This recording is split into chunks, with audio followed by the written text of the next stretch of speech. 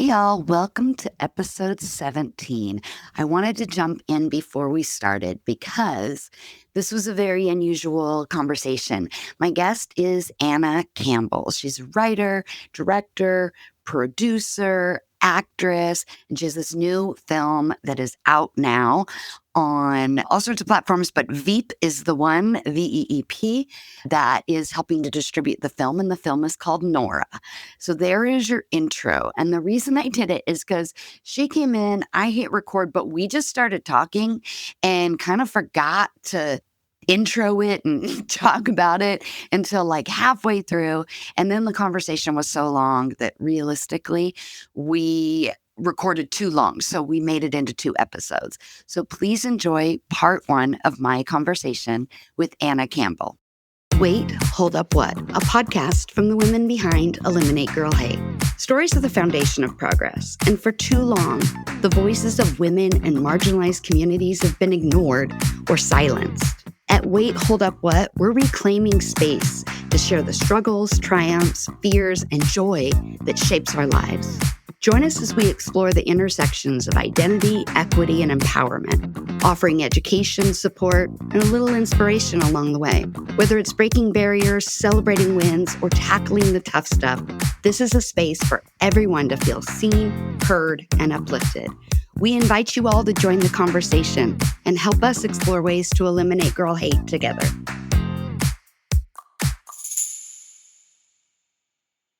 Can a bra help change the trajectory of a girl's life? Did you know that nationally only 20% of girls engage in at least 60 minutes of daily physical activity, a lower rate than boys? Or that girls' participation in sports drops off significantly from the ages of 10 to 17? Wait, hold up, what? Yeah. Some of the barriers that contribute to this include lack of financial means, lack of role models, dropping body confidence, and concerns about body changes, including breast development and the need for a sports bra. The simple intervention of a sports bra, along with the normalization of body development, can change the trajectory of a girl's relationship with body movement for her whole life. You heard that right, her whole life. Every girl deserves to feel comfortable and confident in her own body. And that's why Bras for Girls partners with more than 25 athletic brands and donors just like you to distribute new, high-quality sports bras and breast development booklets to girls in need, ranging from the age of 8 to 18. Let's get girls in well-fitting sports bras right when they need them the most. Girls plus sports equals a beautiful world. You can donate to Bras for Girls today at brasforgirls.org. And as a side note, Eliminate Girl Hate has partnered with brasforgirls.org and will be donating a proceed of all merchandise sales to helping girls get in the bras that they need and keep them in sports. You can help by shopping the Eliminate Girl Hate store today. Did you know that 80% of the world's purchases are influenced and made by women? Or that 90% of product development, manufacturing, and corporate leadership is led by men? I don't know about you, but that seems like some funky, disconnected math. This disconnect means large segments of the population are not getting their needs met because the products being made never even asked us what problems we needed to solve. Instead, companies use a pink it and shrink it philosophy. Not familiar? I bet you are. You know it. Take a man's product, make it smaller, paint it pink, sell it for 25% more. Then, when the products fail to make a dent in the market or to sell rapidly, they say things like, the market wasn't ready. Or, we were so sure it was going to work, I wonder what happened. And then they move on. I'm here to tell you, the market is most definitely ready. But the market is savvy. And putting some paint and saying it was designed for us is a slap in the face. We have real needs, and we're not settling for anything less than real solutions. If this sounds familiar to you and your business, then it's time to connect with Eliminate Girl Hate. We help businesses understand the lucrative consumer segment of women and how to meet their needs in authentic ways. From problem solving, product creation, marketing, and even human resource practices, we help create safe and equitable spaces for the female segment. And these safe spaces increase profit margins, employee retention, and brand loyalty along the way. It's time to start a revolution and meet your consumers where they are. It's time to eliminate girl hate. Check us out, eliminategirlhate.com, and find out how we can help your business today. The best branding thing, I haven't done a lot of it because it's, when you're an actor, you literally have to be your own brand. And that was what I was doing for such a long time. And it wasn't until I was starting to direct, I was like, what is my sort of, my brand identity? Yeah. And I had bought the masterclass, annual pass. And motherfucking Kris Jenner gets on there. She's just like, well, obviously it's like, you just put all these words down and then you look at colors you like. And then, and she made it so straightforward. She was just like, write down 20 words that you think are who you are. And it was like, we think of it as being a sales pitch, but it's actually a summary. Yeah. And I feel like that was really helpful to me to simplify instead of trying to make yourself seem like, right. Well, but it does. So I do that. Look, I worked in marketing for 25 years. Yeah. It's not foreign to me, but it is different when it's you. It's impossible you care when it's about it. Exactly. And so during COVID, I sat here because I had a little PTSD for the office with the layoffs. And so I actually didn't go in there for like 9 months. Oh, wow. Like things just piled up. Yeah. Yeah. It's still a mess and it's technically clean. Yeah. But I came out here and I'm a big Post-it note person. Yeah. So me too. all the Post-it notes were up here and it was like, okay, here's web, here's this, here's all the categories of the business. Now here's the words here. Like I have a 182-page business plan. Yeah. Like I'm thorough. Yeah. And it is all my mission, my values, what matter. I'm a one-person company. I did not need all of that. No, you didn't. Right. Yeah. And so my friends, oh my gosh, Sally, I was going to say Susie, I don't know why. But my friend Sally, she's a speaker and a speaker coach. And I met her through the story group. And I just called her and I was like, can we have 15 minutes? And it was like, here's what I got. And she's like, girl, stop. Yeah. Go do something. Yeah. That's it. At some point, we're actually stopping ourselves from doing the because we want perfection. We want, when first of all, correction is not a thing, right? Yeah. Like the best piece of advice I ever got in therapy was there's no such thing as perfection. So stop, right? That was the most relieving thought I'd ever heard. But it's not just that, there's such a fear of the success itself that the idea of getting started and of, either failing or succeeding is sort of like, what would that do? How would that change me apparently? And failing again. Right? Yeah, exactly. I talked to my aunt the other night and she's like, sweetie, you are so tenacious. You just keep trying. And I thought, I know what tenacious means. I feel like I need to look it up to know if I'm taking this as a compliment. Exactly. Because it's like I'm in this position where I don't have any other options. You just got to figure out something to do. And I am a person who will try 150,000 things. Yeah. But am I getting up too soon? Am I not following through? Yeah. Am I getting too frustrated? Am I not asking for help? Right? All those things. And so you're like, oh my gosh, like, how do I figure this out? And do it. But at the heart of it, what I thought about, I went and looked it up. And this is like yesterday. And there it is. So I'm taking whatever I can get to make some money right now. Right. Yeah. And so my brother's friend needs help with his 2 kids. Yeah. A couple days a week to nanny. Yeah. So I went over there for the first day yesterday. I'm not built to be around kids all the time. And I love them. I'm the best aunt ever. But my brain needs a little bit something different is what I would say. Yeah. And I have apparently very real thoughts on how people should parent their children, which is not allowed. It's not going to work for a nanny situation. It's just not going to work. And I'm a lover. I do too, by the way, but that's why I just steer clear of it. And I'm a lover, right? Like I just want to love on the kids and like, whatever. Whereas weirdly boundaries, rules, and the right amount of freedom is actually what kids need. Yeah, yes. It's fascinating. But as I was sitting there and watching and there were some things that were happening, that's where you get inspiration is doing all these weird things that have nothing to do with what you need the idea for. Yes. And I thought, I am a very, very lucky and blessed person. The life that I have lived, I could not have even imagined. I did not dream of these types of things. I don't even know what I thought I was going to do, but it wasn't much. Yeah. And I've seen things and I've done things and I've experienced things. And a lot of them were because I said, you know what I want to do? I want to do that. And I went and I did it. Yeah. The difference is I always wanted it. And right now, I don't feel a strong want for anything, right? Like, I don't want to work. I never thought I would say that, but this 5 years has taught me how toxic all of that is and how unhealthy it was for so long. And so then I'm like, well, but then do I want my own business?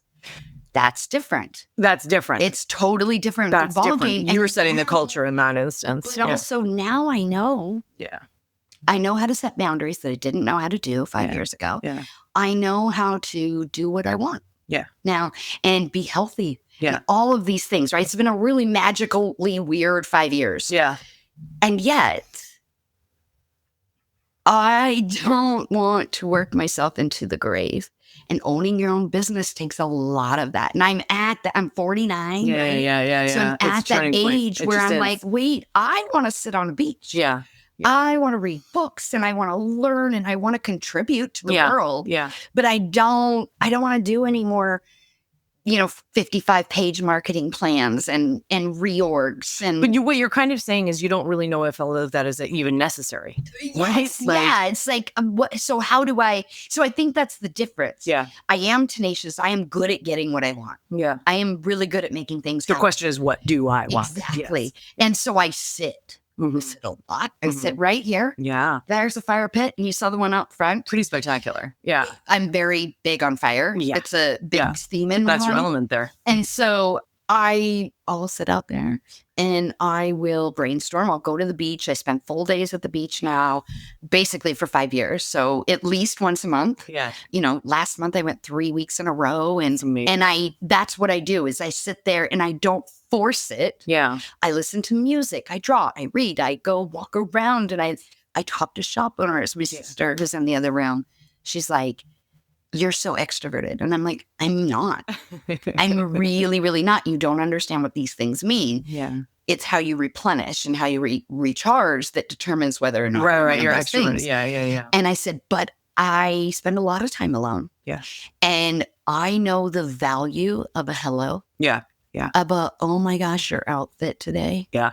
Right? Yeah. I know the value of somebody sitting by themselves at a bar and somebody just saying, what are you reading? Yeah. And so that's what I do. So how do we make a business out of telling people it's okay to sit by themselves and read a book? Right. So this is my thing. Yeah.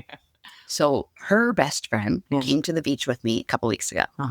And it was just the two of us. And she works a lot. She owns multiple properties and is managing. She owns a food truck. She works in a legal office.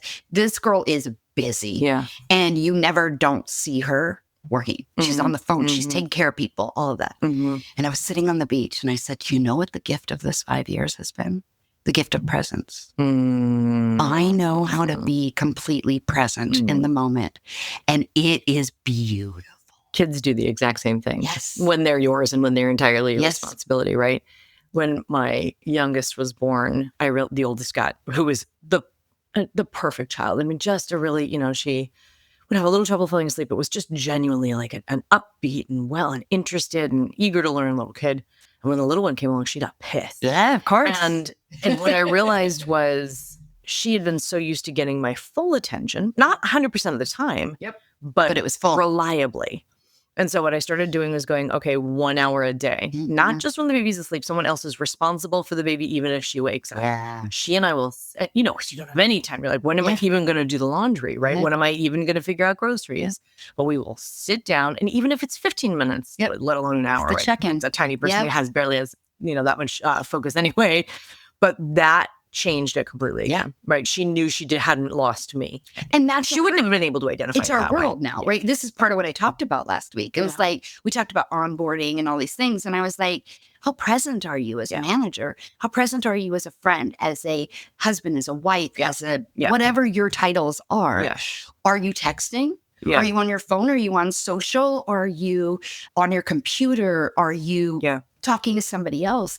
This gift of presence is what we're missing in this modern 100%. world. And I said to her, I really want something different for you. You're doing all of this, but who's doing something for you? And how are you feeding yourself? Because this leads to burnout. I know, I went through it. Yeah. And I said, I don't bring a lot of people to the beach. Yeah. I'm very select with who I will, because I want to do the beach the way I want to do the beach. Yeah. And you're not going to mess up my shit. Right. Yeah. And so I said, and I was nervous about her. Yeah. But I said, I just want, we're here all day. If you can't do it all day, I want you to have 1 hour. Yeah.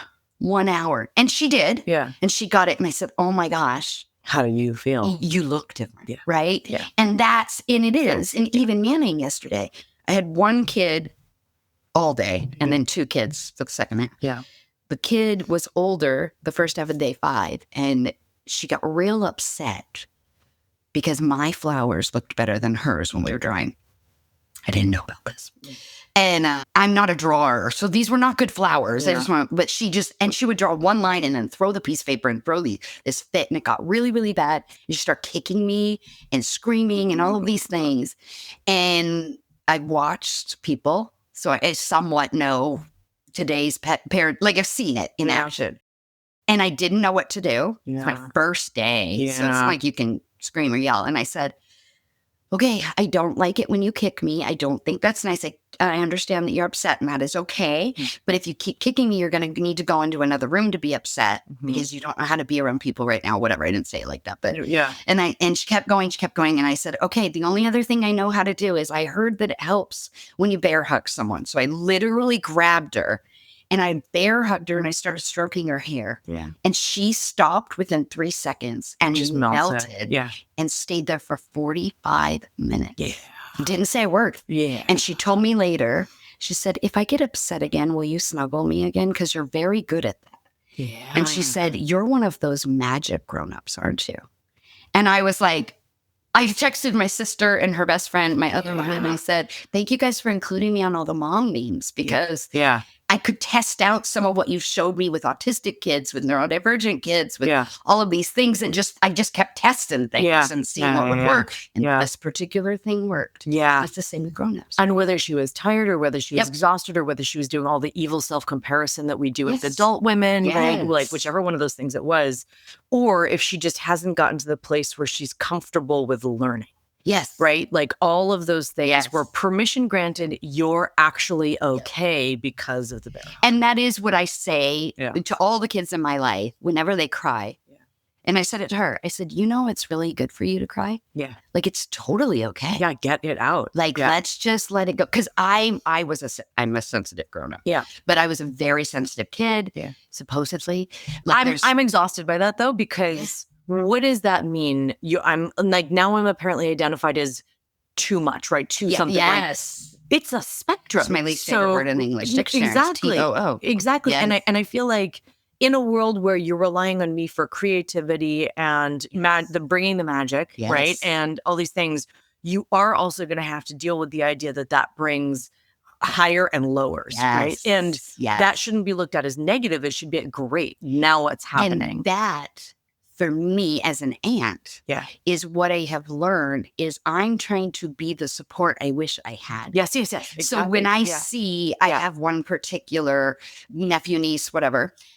Everybody knows they're all boys except for one new one that can't talk yet. So my nephew, just in case we use this, I thought I should say that. Yeah. He's he cries very easily. Yes. And it's harder for other people to identify or understand or come down.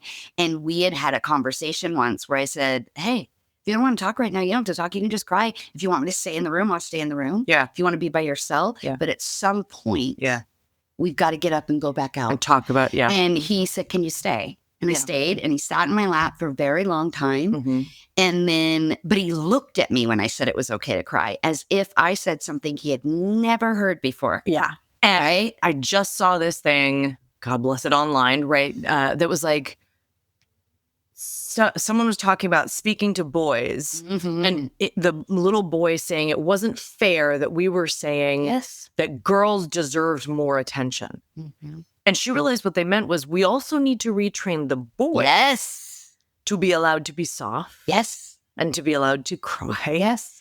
And to have big feelings. To have and wonder and not know. Yes.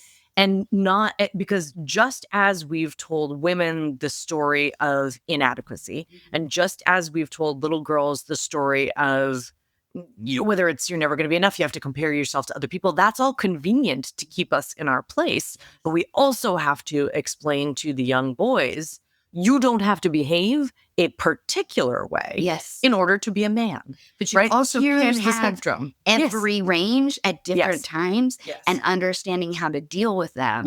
And this is, I think this is where we have found ourselves. Is we did all those things for women and girls. And yet, starting with my generation, I think it's a little bit after, but whatever, we started to tell girls, or we started to ask girls to be everything. And we stopped asking boys to do anything. And so there's a lot of coddled boys that don't know how to do the simplest things. Because they've never had to. And that's not the boy's fault. And I'm also not blaming the parent. 100%. Because we didn't know. Well, we were trying to equalize. I think that's exactly right. Right. The idea of, as a girl, right. And I'm deeply bothered by this phrase, right? You can have it all. Guess what? You can't, right? Like, whose definition of all are we using, right? Is it going to be the thing that I want to have in my life, or is it what society defines as me being successful financially? Like, what does that even mean, have it all? But we continue to tell boys the same story we've been telling of, you're expected to be the provider, you're expected to be the strong one, you're expected to be, And then we told our girls, you don't want that. Certainly you can't cry. By the way, when I cry, 98% of the time it's anger, right? And I feel like we still confuse what's appropriate and not appropriate and put it into categories that aren't my choice of category, but somebody else's like definition of who I'm supposed to be. And I think that I absolutely believe that, in your rebrand and all of those things, like that's the idea. How do we rebrand society? How do we actually come back into community? And because I also am very concerned that in our individualizing, right, which how wonderful that we now celebrate many different kinds of people. People are going inward instead of communal. So anthropologically, we are supposed to live in cultures of 100 people or less. And we don't now, right? But then, and this is funny, because I literally this week was sitting out there on my patio, and I was thinking, okay, so that was what we were supposed to do. And what happened is children were not raised by one person. They were raised by the village. Right? So now we've taken all of that away. We've created this individualism, these boundaries, because people are bastardizing what boundaries mean, and mental health, in my personal opinion. And we have made it so that we actually don't know how to be in community, and we don't know how to support each other or lift each other up, and we don't know how to have real conversations. And so instead of conversations, we have sound bites. And then we go home and we fester and mull on the soundbite that we heard. It might not have been the soundbite that was intended. And didn't have enough words on it to express itself better. That makes absolute sense. I think there's also, I do think the benefit of living, I was in Los Angeles for 20 years and I'm happily back in Portland, but it was good for me to be in an even bigger space. Because actually what I found living in an even bigger city was that I still found the 100 people that mattered to me. Right? I don't think I was ever meant to be in the grandiose version of Los Angeles. Right? I wasn't quite the deeply successful television actor. I was okay in the commercial world, but I knew I had this like indie passion. And when I found those people, that's when my life started to gel. Right? And so the question is, I think that the benefit of the big city life is that actually within there, you not only can find your 100 people or your appropriate community, but you learn in a much greater way to live within the context of, there's Koreatown over there. There's Koreatown over there. My neighbors over there throw parties, and that's the way their culture does it, right? I'm not going to allow myself to get frustrated and upset about it. And I find sometimes in the smaller the place is, their assumption is that the way we do things is correct. Yes. Instead of the way we do things is the way we do things. Right? And that's fine, right? Like I'm saying, by all means, do it that way. Yeah. But your hatred of someone who doesn't look like you or smell like you or, educate their children the same way is not the same thing as they're wrong. Mm-hmm. Right? They're simply doing it a different way. Totally agree. Right? It's so interesting because we've been talking, I don't even know how long because my glasses are out. So, and I don't know what we're going to use, what we use and what we're not. But I'm going to introduce the conversation now and say welcome to Wait, Hold Up, What? This is my friend Anna Campbell. And she has all of these like adjectives to describe who and what she does. Writer, director, producer, actress, a business owner, brand, mother. However, when I was thinking about this, whenever we see a multi-hyphenate, especially in Hollywood, what is the one you're supposed to start with? Well, that was really, when I first moved to LA, we were not allowed to be a hyphenate at all, let alone a multi-hyphenate, women, right? Or just people. Even there, it was sort of a pick your lane, right? If you're going to be a producer, you're going to be a producer. If you're going to be a director, you're going to be a director. You're right. It probably was easier for men, but I remember being absolutely told, don't tell people you write scripts too. That's like embarrassing for you. And thinking, oh, okay, so I have to tell people, like, define narrowly who I am, which was never going to work for me. So I think that the one that most appeals to me these days is director, because that's the person who gets to choose which story is told and how. And it's also the lane you are currently knee deep in. Yes, right? Yes, that's true. But I think, for many, many, many years, I always thought what I wanted to be was an actor. That was, when I first was a big feeling child and needed a safe outlet for those big feels, the theater is the most special place for that, right? You're expected to find the outermost ranges of your emotional capability and go there comfortably and know you can come back. So did someone push? No. Okay. No. My sister was sick when we were little, and so she's all better now. Everything is fine, but we were really little, and all of the attention focused on her. And that wasn't a thing that my parents were doing to neglect me. Nothing like that. My parents are wonderful people, but I would stand there and go, I wonder how I can get some attention. And so I found a very healthy way to do that. I think that if we're really analyzing it, I have yet to meet an actor who didn't need a kind of attention that they weren't getting at some point. It's a human need to be loved and taken care of in the way that you need to be. Yeah. And so, again, having the big feelings and needing just someone to notice that I was doing a good job at the same time with my type A, perfectionist personality, which we've now eliminated. Not the type A, but the perfectionism. What ended up happening was that the theater was a place where someone would hand me an opportunity to do a really good job memorizing lines, feeling big feelings, and spreading that, publicly out into the world. And I'd get applauded and people would bring me flowers. And that seemed great.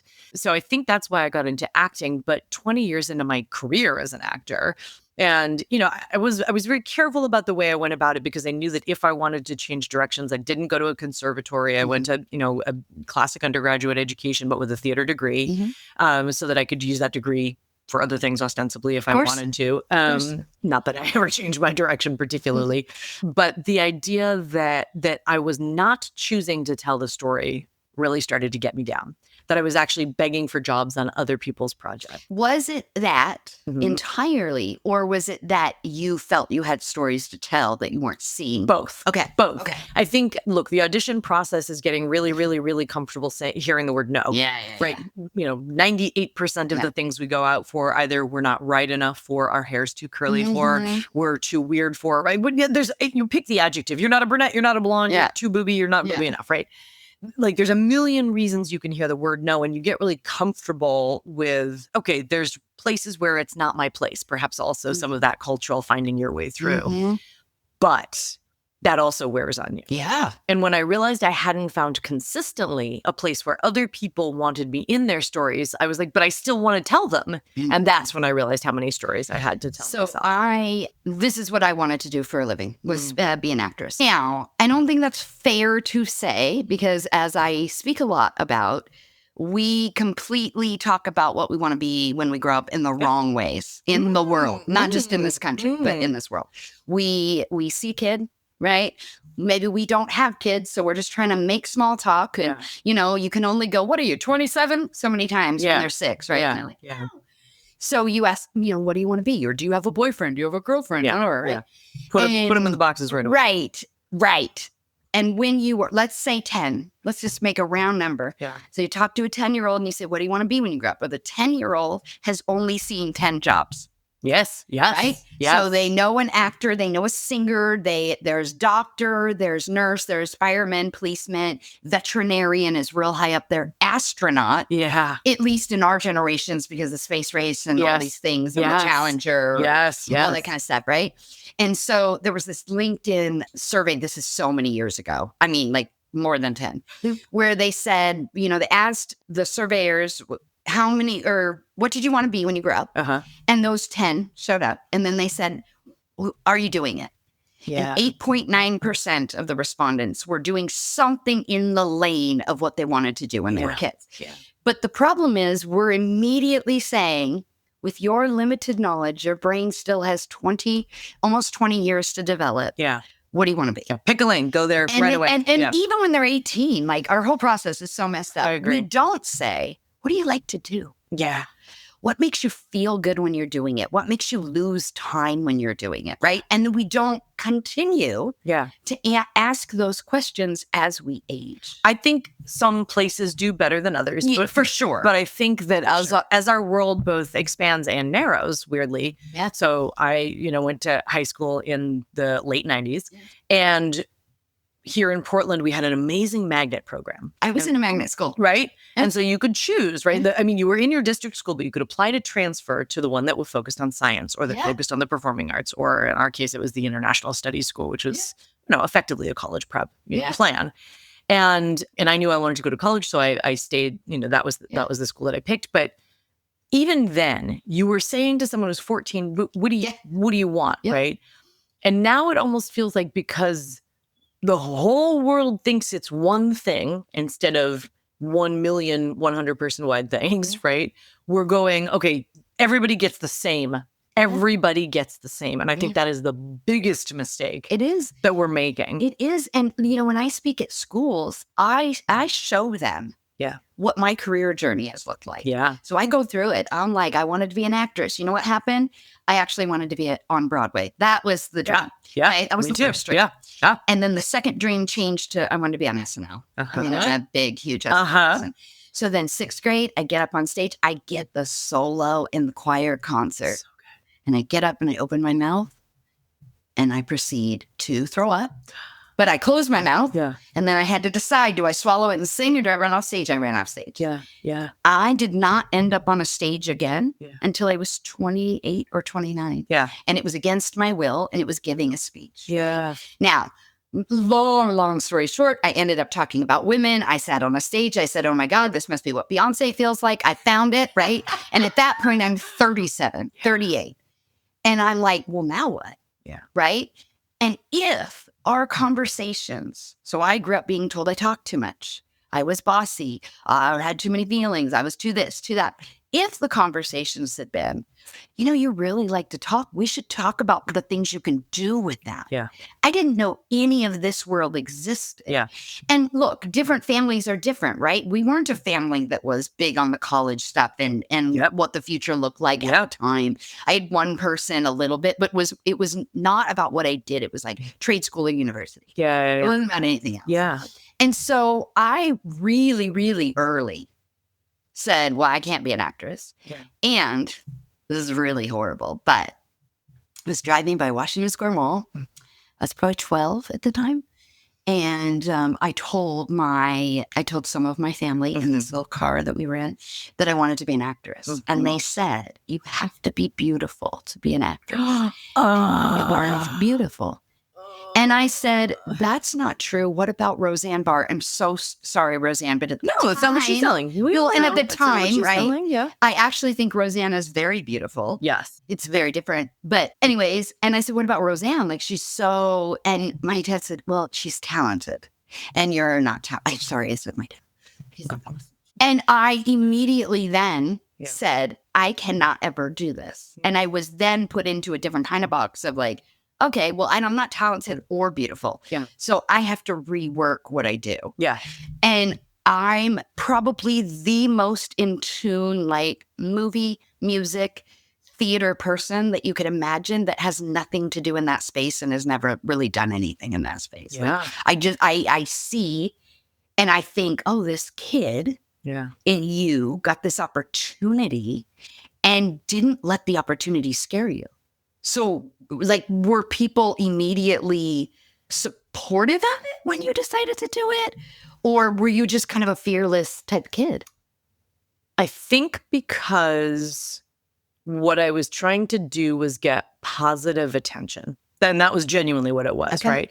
There were two directions I could have gone, right? In my opinion, in trying to get attention. You can either be the really bad kid who like demands attention because you break shit, right? Or you can be the one who exceeds so much that you're getting such high and you're praise. type A and you're perfectionist, so that makes sense. Yeah, and mind you, I have an evil streak. Like, you know, it could have gone. It absolutely could have gone both directions. But for me, that was the direction I went. My mom is a watercolor artist. And so art was already in the family. And it really helped a lot that it wasn't really something you could knock as a career path. And, you know, she'd been a psych major and gone to an Ivy League and like all these things, but she knew for her that the right thing to do was focus her attention on making something beautiful. And so I don't think I was ever told that I couldn't do that. And I felt generally supported, but how do you support a child who's going into the absolute most demanding, impossible, like depressing, like rejection-filled, right, like career path in the world? And there's not a parent alive unless you're already in that industry. Which is why I don't have any angst towards the Nepo babies. Right? Me neither. I'm just kind of jealous work harder of them, not because they got to do it and I didn't, but because they were never told it's weird to do this. Right? It's a perfectly acceptable industry, just as, by the way, I could never have been a finance bro. But if my dad had been in, you know, on Wall Street, perhaps I would have just walked in and that would have been the same thing. I don't have any angst about living comfortably in the world that you were offered. But trying to find your way through into a world that is not easy to break into was always really interesting. And again, it wasn't until I made my own film that I was like, I see a way I can stay here forever. Right. I see a way that I can carve the path and be the one who hires and brings other people along with a dream and makes other people's lives come true. Right? Tell me if this resonates, but I think there is something now, and I don't want to say our parents' generation. I want to say now. I think there is something now about turning 40 as a woman. Where there's so much out there that gives us permission that didn't used to exist. That you can sit there and say, this is what I always worked for. I'm not sure it's enough anymore. And so now what? And you can sit with that and do something if you choose. 100%. And this is where social media has become kind of a positive force, right? We are now, and don't get me wrong, I do not think of social media as an entirely positive force. Like, just want to be clear about that. But in a world where what I do professionally is tell a story to give you permission to change the story you're currently living in, right? My job is to stretch you emotionally so that you know it's safe to go just a little further than you were already comfortable. And there's going to be somebody who's going to love you, even if you cry in this moment or laugh out loud in this moment, right? That world gives us permission to say, my experience of parenting, for example, in the instance of my first film, is not an experience I've seen reflected in film and television yet. Right? I've been told I'm supposed to do it this way. I've been told that parenting is this impossible task or this most magical, special, perfect moment. Neither one of those are true. It's sometimes really hard and it's sometimes the best thing ever. And the biggest thing for me was, why is nobody talking about who mommy also wants to be? I don't want to be just mommy. I still want to be Anna and I still want to have my dreams come true. And if I don't show my two little girls that mommy still follows her dreams while she's being the best mommy she can possibly be, which doesn't mean I'm perfect at all or great even 100% of the time. Sometimes I'm very busy doing other things.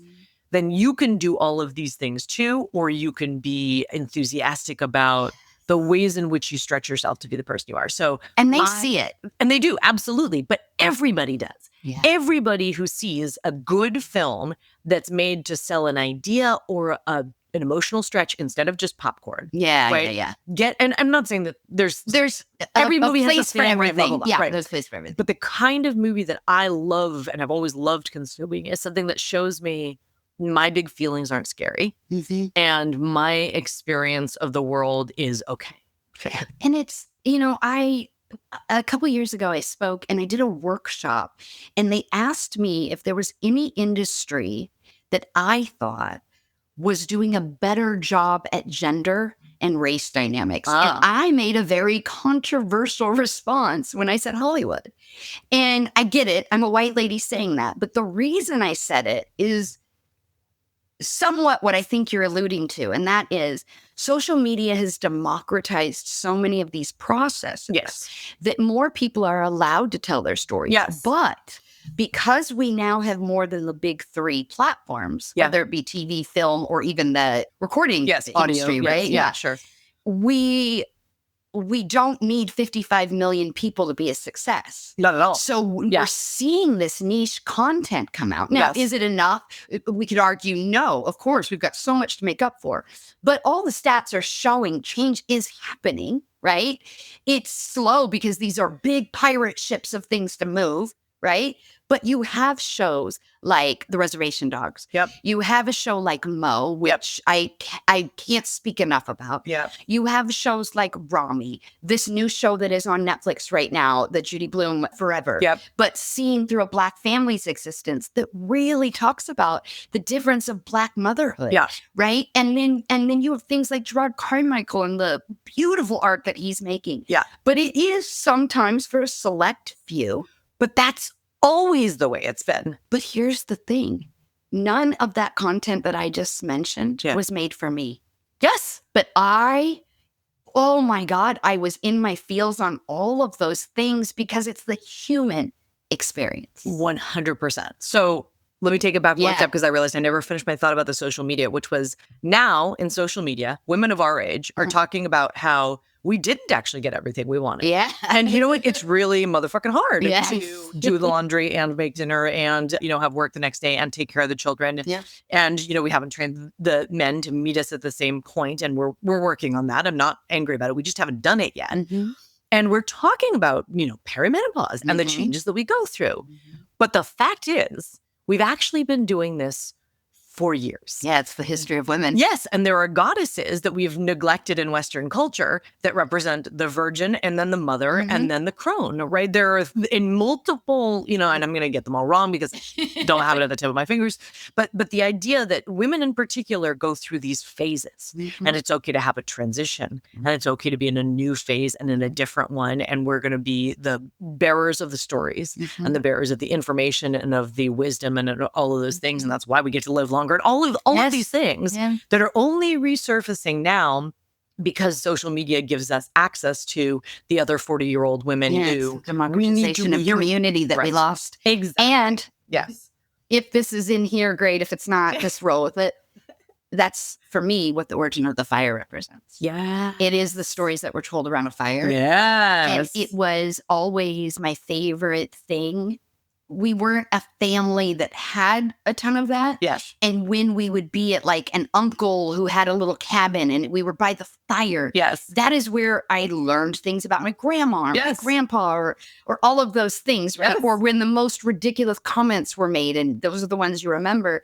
And that's why fire is so important to me. I feel like it is a place where ancestrally we connect or we come. We go like this. Oh, yeah. Right? 100%. And it's why it's such a big deal in my life. Like, it's literally like when I manage teams, on Fridays, we do fireside chats. Yeah. And it's 20 minutes, 2:00 in the afternoon, that we're not talking about our to-do list. Yeah. We're saying, what do you need to leave at work this week? Yeah. Yeah. And what are you going to do over the weekend to get your mind off of it? Right. And it's a way to decompress. Right? And recharge. I'm sorry, when you're sitting in front of a fire, you're being fed energy. Yes. I also I've dabbled in shamanic journeying, which is such a white woman's modern age thing to do. But it's exactly the same as the Freudian version of subconscious. Yes. It is a way to access an underneath layer, and we use drumming to do it, which is, we still have amazing access to music, right? There are so many things that we're pretending that's old or that's ancient culture that are actually just being re-accessed in different ways now. And it's not... So we use words like woo-woo, right? It goes back to presence. Yes. Because now there's so much distraction. Yes. And so something like the shamanic process or meditation or drumming or just music in general. Just being aware of nature. Yes. All the research, 15 minutes in nature, you're going to come back and do twice as much work. Right? Yes. This is the thing. When COVID happened, I'm laid off. I'm laid off like 2 months before lockdown. That was when I was going to start looking for work. Yes. Yeah. Good timing. Really good timing. Yeah. So I have worked since I was 14 and a half. Yeah. But I worked before, like I babysat. I worked for my dad. Like I would chip up tile at his restaurant. I was always working. Yeah. And all through school, I worked 2 to 3 jobs. I was just a busy person all the time. Thought I was lazy. Therapy told me not. Inaccurate. Like the last 5 years have been really eye-opening. Apparently, I had no idea who I was. Type A, perfectionist, very productive. I thought I was the laziest human being on the planet. I'm not even over-exaggerating that. Because I watch a lot of TV. Like, you're learning things. But my sister's like, yeah, but you're like researching when you're on TV. You know, every actors. As an actor, right, we make TV so that the stories are shared and told. You're still learning when you're consuming entertainment. Thank you very much. I 100% agree. And with really smart content, you're getting these emotional, intellectual, and sometimes physical aha moments. Yes. That you couldn't unlock, and someone else's story allowed you to unlock it. 100%. Because it's a little far removed. Yes. And so you could say, that's why I've been feeling that way. We call that catharsis, and it's literally what we've been trying to get to since ancient Greek times. The idea of sharing a story so that we go, oh, my body has changed, right? I am having a physical learning and understanding and shift and change is in fact why we sit around the fire and absorb the energy and change each other's minds. And it's the most, like, I feel like when I spoke on that stage and I had my Beyonce moment, all I needed was a fan, right? Yeah. That for me, it was the 6-year-old and the 10-year-old and the 12-year-old who finally got to act on a stage and tell a story. Yeah. And it felt like this coming together of something, or this like purpose-driven thing, right? Yeah. Now, once you find your purpose, it's actually even harder. Yeah. You think it's the search that's hard. No. Oh, no. Activation, that's really hard. Look, my first film has taken me, let's say I wrote it in 2019, shot it in 2021, did the music videos in 2022, finally got into a festival in 2024. You know, like, it's not fast. Well, but also, full disclosure, that was during COVID when things 100% a writer's strike and all these things. Yeah, and the collapse of my industry and distribution chains that have changed drastically in the past 3 years. And, now everything is streaming, and that means there's less money, because if you're subscribing to something instead of paying individually the artist for the ticket, guess what? It's that much harder to make a living as an artist. Everything has changed over the time that I've been making the film.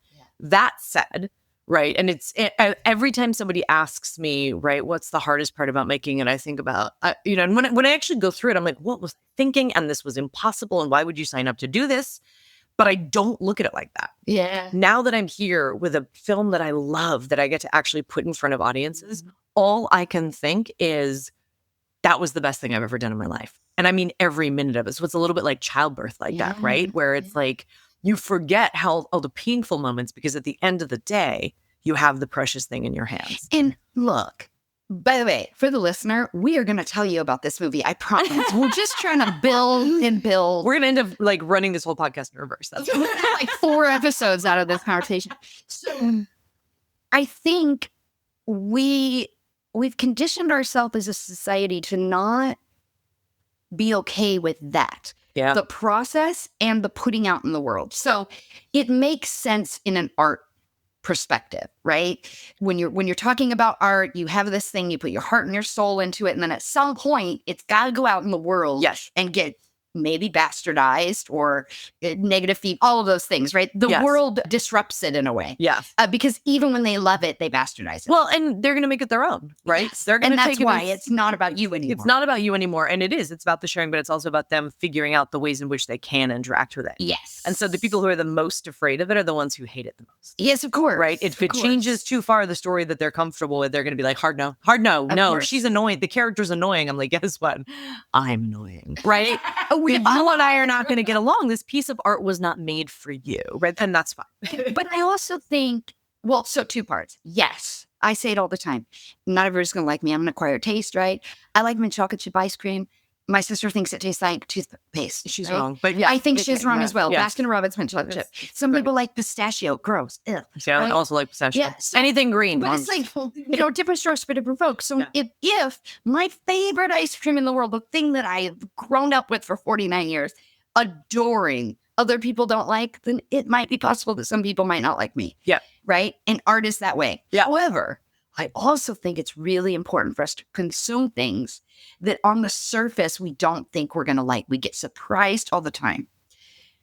But outside of art, I don't think we give that same creative process and delivery permission, right? Yeah. So it's like, I worked in marketing. You build this strategy and you build this plan and you're so proud of it. And then you launch it and the business is moving so fast. It's all extinct now and you've got to do something else. Yeah. And I'm not saying you need accolades and applause. No. Yeah. But you need the dialogue. Yes. And that's what I love about art so much is that it sparks conversation between people. Yes. So that we can evolve. Oh, yes. Because like sharks or whatever animal it is, I think sharks, if they don't swim, they die. Yes. If we do not learn, if we do not evolve, right, we die. So this is my one political thing, I swear. Make America great again. Yeah. I have a problem with that for so many reasons. Yes. But simply as a slogan, I think if you are somebody who is trying to drive us into the future as a country, then you shouldn't be looking at the past 100% for an example of where we should be. You should be looking at it as inspiration for how we evolve to something better. Right. And looking at it as though that worked better than it's not possible, right? It's not. Look at where we are. Look at where we are. Look at how fast things are moving. Look at how hard things are growing. And if anything, that's just driving a wedge between people and making it less possible to do what I do think America used to be better at than it is right this second, which was forming community. Forming community, which was letting anybody stories, who didn't have a safe place to be come and try anew here, right? And build from nothing into owning their business and making a living and being an artist, right? Full disclosure. Yeah. That was still reserved for a small few throughout our history as a country. We like to pretend it wasn't, but it's always going to have been reserved for the few people who had the energy to see it all the way through. It's always going to be that you have the boss and the people who benefit from the people, right? From the person who's had the idea that they want to get behind. We actually can't all have the big idea. We just need to find the big idea that we love. Yeah. Okay, episode 17. I told you we jumped right into the conversation. And so actually finding a stopping point was a little bit difficult. So I'm sorry if it seemed abrupt, but come back next week for episode 18 when we continue our conversation with Anna Campbell. Wait, Hold Up What is brought to you by the women at Eliminate Girl Hate. We are edited and mixed by the good people at Epiphany Recording Studio. Make sure to subscribe to get notified of new episodes and support our program. To learn more about the work we are doing, get resources to help you and or your business, please visit us at eliminategirlhate.com. And, of course, don't forget to follow us on social media. You can find us at Instagram at wait.holdup.what and eliminate_girl_hate. As always, your support means everything to us, and it is the way that we can continue to make positive and uplifting program that supports women and girls around the world. Thank you. We are sponsored by Epiphany Recording Studio. Creativity needs to flow freely if you want to reach that aha moment that we're all looking for. At Epiphany Recording Studio, Their goal is to create space that takes full advantage of those moments. From podcast and video production to music creation, you get the support you need to create compelling stories with a competitive sound. Your ideas can flow freely because they partner with you free of judgment, ready to be vulnerable, do the work, and make your projects look and sound their best. So let Epiphany Recording Studio help you reach your artistic vision by visiting them today at epiphanyrecordingstudio.com. Tell them Dawne sent you. How many times have you heard the words workplace and culture used together and found yourself rolling your eyes at the thought? Believe me, I'm with you. I'll be honest, as I record this, I just rolled my eyes. That's because the word culture has become homogenized in such a way that they actually had us believing ping pong tables and pizza were symbolic of a good place to work. COVID changed that. Remote work was a success in the eyes of many, and as such, our ideas of what constitutes a good workplace culture have changed, and it boils down to one crucial element: equity. Now, don't you roll your eyes again on me. It's true.